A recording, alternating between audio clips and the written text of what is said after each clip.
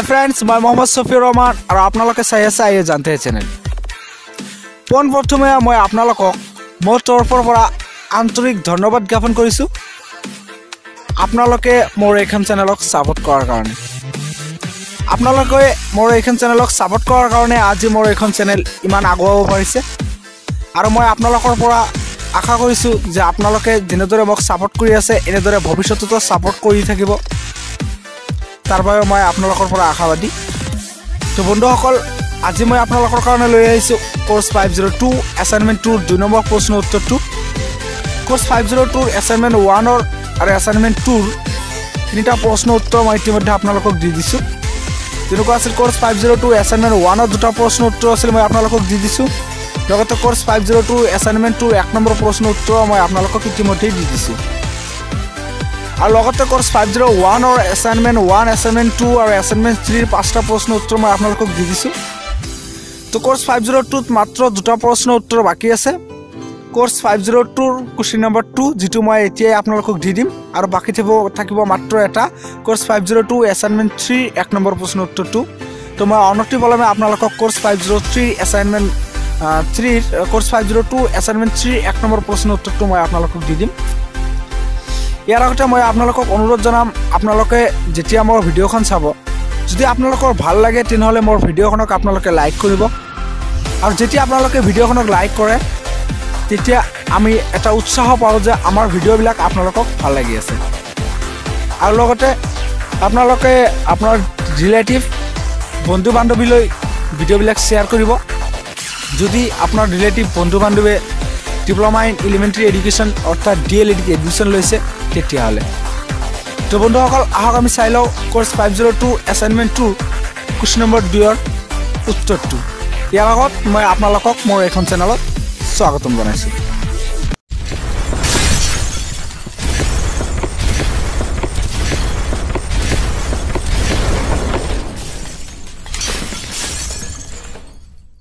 তো বন্ধুসকল course 502 assignment 2 2 number প্ৰশ্নটো আছিল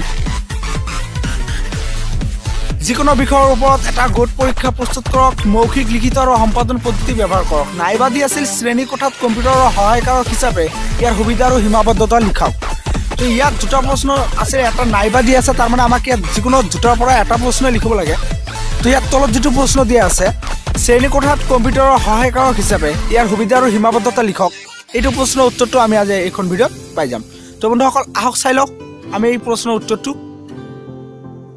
প্ৰশ্নৰ উত্তৰটো ইয়াতে দিয়া আছে আৰু উত্তৰ লিখা আছে প্ৰথমতে দিয়া আছে নাইবা অৰ্থাৎ আমি তলৰ প্ৰশ্নৰ উত্তৰটো লিখিছো এই কাৰণে নাইবাটো দিছি ইয়াত তো প্ৰথমতে আছে পৰিচয়টো এই অধ্যায়ত কম্পিউটাৰৰ সহায় প্ৰদান কৰা শিক্ষাদান আৰু শ্ৰেণী কোঠাসমূহৰ উপকাৰিতা আৰু সীমাবদ্ধতাৰ বিষয়ে তলত আলোচনা বা উল্লেখ কৰা হ'ব আৰম্ভণি দিয়া আছে যে বৰ্তমান সময়ত শ্ৰেণী কোঠাসমূহত আধুনিক যন্ত্ৰ বা বিজ্ঞানৰ উন্নত মান বিশিষ্ট প্ৰযুক্তিবিদ্যা যেনে কম্পিউটাৰৰ সহায়ত শিক্ষা উপকাৰিতা আৰু সীমাবদ্ধতাৰ বিষয়ে আলোকপাত কৰিবলৈ হলে কম্পিউটাৰ কি এই বিষয়ে সংক্ষিপ্ত ধাৰণাৰ বিষয়ে আলোচনা কৰিলে আলোচনা কৰিবলগীয়া বিষয়টো স্পষ্ট হ'ব গতিকে কম্পিউটাৰ বুলি ক'লে কি হৈছে এক ইলেক্ট্ৰনিক মাধ্যম ইয়াৰ সহায়ত তথ্য সংগ্ৰহ কৰি তাৰ ফলাফল নিৰ্ণয় কৰিব পাৰি এই ফলাফল শ্ৰেণী কোঠাত প্ৰদৰ্শন কৰি শিক্ষাৰ্থীসকলক বিশদভাৱে শিক্ষা প্ৰদান কৰা হয় আৰু ভৱিষ্যত প্ৰয়োজনৰ বাবে সংৰক্ষণ কৰিব পাৰি ই স্কুলৰ তথ্য অৰ্থাৎ অসমোহিত সামগ্ৰীসমূহক অৰ্থপূৰ্ণ তথ্যলৈ ৰূপান্তৰিত ঘটায় যেনে কম্পিউটাৰৰ সহায়ত ছবি অঁকা গণনা কৰা আখৰ লিখা ছপা কৰা ৰকেট পৰিচালনা কৰা ব্যৱহাৰৰ হিচাপ কৰা চিনেমা চোৱা ভিডিঅ' বনোৱা আদি কাম সমাধা কৰিব পৰা যায় তেতিয়া আছিল কোৰ্স 502 অ্যাসাইনমেন্ট 2 2 নম্বৰ প্ৰশ্ন উত্তৰৰ প্ৰথম অংশ পেজ নম্বৰ 1 আপোনালোকে ইয়াৰ স্ক্ৰিনশ্বট বিলাক লৈ ল'ব এটা কৈ লগতে ইয়াৰ তলৰ বাকিখিনি অংশৰ এটা স্ক্ৰিনশ্বট লৈ ল'ব তেতিয়া আমি ইয়াৰ পৰৱৰ্তী অংশলৈ পেজ নম্বৰ 2 লৈ পেজ নম্বৰ 2 দিয়া আছে শ্ৰেণী কক্ষত কম্পিউটাৰৰ শিক্ষণৰ ক্ষেত্ৰত কিছুমান উপকাৰিতা আৰু সীমাবদ্ধতা আছে হেসমূহৰ তলত আলোচনা কৰা বা উল্লেখ কৰা হ'ল কম্পিউটাৰৰ সহায়ত শ্ৰেণী কোঠাত শিক্ষাদানৰ উপকাৰিতাসমূহ এক নম্বৰত দিয়া আছে ফলৱৰ্তী আৰু শক্তিশালী উপকাৰিতা ইয়াত দিয়া আছে কম্পিউটাৰৰ সহায়ত শ্ৰেণী কোঠাসমূহত শিক্ষাৰ্থীসমূহে শক্তিশালী আৰু ফলপ্ৰসূ শিক্ষা আহৰণ কৰে 2 নম্বৰত দিয়া আছে বাধাগ্ৰস্তসকলৰ শিক্ষা কম্পিউটাৰৰ শাৰীৰিক আৰু মানসিকভাৱে বাধাগ্ৰস্ত শিশু বা শিক্ষাৰ্থীয়ে ফলপ্ৰসূভাৱে শিক্ষা লাভত সহায় কৰে শ্ৰমৰ লাঘৱ কম্পিউটাৰৰ সহায়ত শ্ৰেণী কক্ষত শিক্ষা প্ৰদান কৰিলে শিক্ষক আৰু শিক্ষাৰ্থী উভয়ৰে মানসিক আৰু শাৰীৰিক শ্ৰম লাঘৱ হয় তো বন্ধুসকল মই আপোনালোকক উত্তৰবিলাক পঢ়ি দি আছোঁ এই কাৰণে যে কিছুমান ফ্ৰেণ্ডে মোক কমেণ্টত জনাইছে যে লিখাবিলাক আমি সকলোবিলাক ঘূৰিব নোৱাৰোঁ সেইকাৰণে মই আপোনালোকক কৈও আছোঁ প্লাছ আপোনালোকক স্ক্ৰীনশ্বট লোৱাৰ কাৰণে এটা সময় দি আছোঁ তো আপোনালোকে ইয়াৰ এটা স্ক্ৰীনশ্বট লৈ ল'ব লগতে ইয়াৰ বাকীখিনি অংশৰ এটা স্ক্ৰীনশ্বট লৈ ল'ব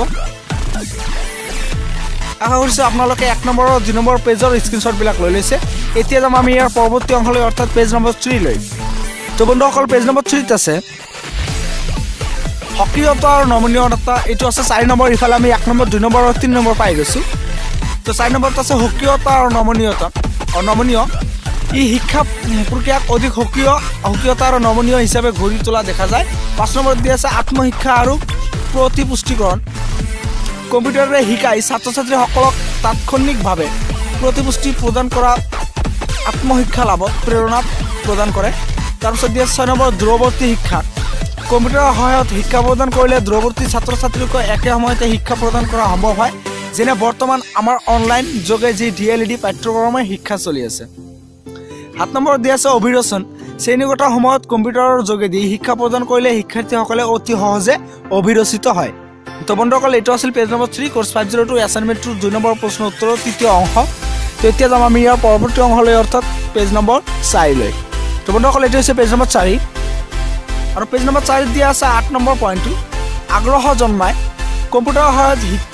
শিক্ষণ প্ৰক্ৰিয়া চলাই থাকিলে ছাত্ৰ ছাত্ৰীসকল শিক্ষাৰ প্ৰতি বেছি আগ্ৰহী হোৱা দেখা যায় 9 নম্বৰ দিয়া আছে সমস্যা সমাধান কম্পিউটাৰৰ শিক্ষাৰ্থীৰ সমস্যাসমূহ তাৎক্ষণিকভাৱে সমাধান কৰাত সহায় কৰে 10 নম্বৰ দিয়া আছে ব্যাপক ব্যৱহাৰ এই শিক্ষা ব্যৱস্থাই শিক্ষণ সামগ্ৰী আৰু তথ্যসমূহ ব্যাপক হাৰত প্ৰয়োগ কৰাত সহায় কৰা দেখা যায় তাৰপিছত দিয়া আছে কম্পিউটাৰৰ সহায়ত শিক্ষণৰ সীমাবদ্ধতা বঢ়াল 1 নম্বৰ দিয়া আছে ই অতি ব্যয়বহুল হোৱাৰ বাবে সকলো লোকৰ বাবে সহজসাধ্য নহয় 2 নম্বৰ দিয়া আছে অতি বেছিকৈ ব্যৱহাৰ কৰিলে কম্পিউটাৰৰ যন্ত্ৰৰ কাৰ্যক্ষমতা লোপ পাব পাৰে 3 নম্বৰ দিয়া আছে ই অতি উচ্চ মানদণ্ডৰ সামগ্ৰী ব্যৱহাৰ অসুবিধাৰ সৃষ্টি কৰে তো বন্ধুসকল এইটো আছিল পেজ নম্বৰ 4 তো ইয়াৰ আপোনালোকে স্ক্ৰীনশ্বটবিলাক লৈ ল'ব এটা এটাকৈ লগতে ইয়াৰ বাকী অংশৰ এটা স্ক্ৰীনশ্বট লৈ ল'ব আশা কৰিছোঁ আপোনালোকে পেজ নম্বৰ 1 2 3 আৰু 4 স্ক্ৰীনশ্বটবিলাক লৈ লৈছে তো বন্ধুসকল এতিয়া যাম আমি ইয়াৰ পৰৱৰ্তী অংশলৈ অৰ্থাৎ কোৰ্স 502 এছাইনমেণ্ট 2 নম্বৰ প্ৰশ্ন উত্তৰৰ শেষ অংশলৈ অৰ্থাৎ পেজ নম্বৰ 5 লৈ তো বন্ধুসকল এইটো হৈছে কোৰ্স 502 এছাইনমেণ্ট 2 নম্বৰ প্ৰশ্ন উত্তৰৰ শেষ অংশ ইয়াত দিয়া আছে 4 নম্বৰৰ পৰা আৰম্ভ হৈছে অৰ্থাৎ ইফালে 1 2 3 নম্বৰ আমি দি দিছোঁ ইতিমধ্যে ইয়াত আছে 4 নম্বৰৰ পৰা ই শিক্ষকৰ দৰে উপযুক্ত শিক্ষা প্ৰদান কৰাত ব্যৰ্থ হয় 5 নম্বৰ দিয়া আছে কম্পিউটাৰৰ যন্ত্ৰটো এবাৰ বিকল হ'লে সহজে মেৰামতি কৰাটো অলপ চিন্তনীয় বিষয় তাৰপিছত দিয়া আছে সামৰণি 21 শতিকাৰ আজি সময়ত বিজ্ঞান আৰু প্ৰযুক্তিবিদ্যা যেনেকৈ বিকাশ হৈছে আৰু মানৱ সমাজে যেনেকৈ এই বিষয়বস্তু ইয়াত বিষয়বস্তুসমূহক দিয়া আছে ইয়াত আপোনালোকক অকণমান কাৰেকশ্যন কৰি লোৱা বিষয়বস্তুসমূহক আঁকোৱালি লৈছে ইয়াক আকৰ্ষণীয় বিষয় বৰ্তমান সমাজ ব্যৱস্থা আৰু শিক্ষা ব্যৱস্থাত কম্পিউটাৰৰ সহায় শিক্ষণ বা শ্ৰেণীকোঠাৰ শিক্ষা গ্ৰহণ প্ৰক্ৰিয়াৰ প্ৰয়োজনীয়তা দিনক দিনে বাঢ়িব ধৰিছে ইয়াৰ ব্যৱহাৰ আৰু ইয়াৰ জৰিয়তে শিক্ষণৰ যদিও কিছু পৰিমাণৰ সীমাবদ্ধতা আছে ইয়াৰ উপকাৰিতা বা অসুবিধাসমূহৰ বাবে ইয়াৰ প্ৰয়োজনীয়তা আৰু ভূমিকা সাৰ্বজন বিধিত আৰু সমাবেশিত তো বন্ধুসকল আপোনালোকে ইয়াৰ এটা স্ক্ৰীনশ্বট লৈ ল'ব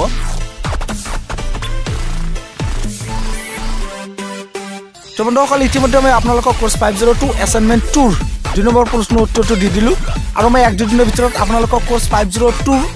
শেষ প্ৰশ্ন উত্তৰটো দি দিম অৰ্থাৎ এছাইনমেণ্ট 3 1 নম্বৰ প্ৰশ্ন উত্তৰটো দি দিম আৰু ইতিমধ্যে মই আপোনালোকক আগতে কৈছোঁ মই কোৰ্স 501ৰ সকলোবিলাক প্ৰশ্ন উত্তৰ দি দিছোঁ কোৰ্স 502 এছাইনমেণ্ট 1ৰ উত্তৰবিলাক মই দি দিছোঁ লগতে এছাইনমেণ্ট 2ৰ 1 নম্বৰ প্ৰশ্ন উত্তৰো মই আপোনালোকক দি দিছোঁ আপোনালোকে কমেণ্টত গ'লে পাই যাব ডিছক্ৰিপশ্যন গ'লে পাই যাব বা মোৰ চেনেলত গ'লেও পাই যাব তো বন্ধুসকল আশা কৰিছোঁ আপোনালোকে মোৰ ভিডিঅ'বিলাকক পচন্দ কৰি আছে আৰু মই আপোনালোকৰ পৰা আৰু আশা কৰিম যে আপোনালোকে মোৰ ভিডিঅ'খনক যাতে লাইক কৰে শ্বেয়াৰ কৰে তো বন্ধুসকল মই ইয়াতে আপোনালোকৰ পৰা বিদায় লৈছোঁ থেংক ইউ ফৰ ৱাচিং জয় আই অসম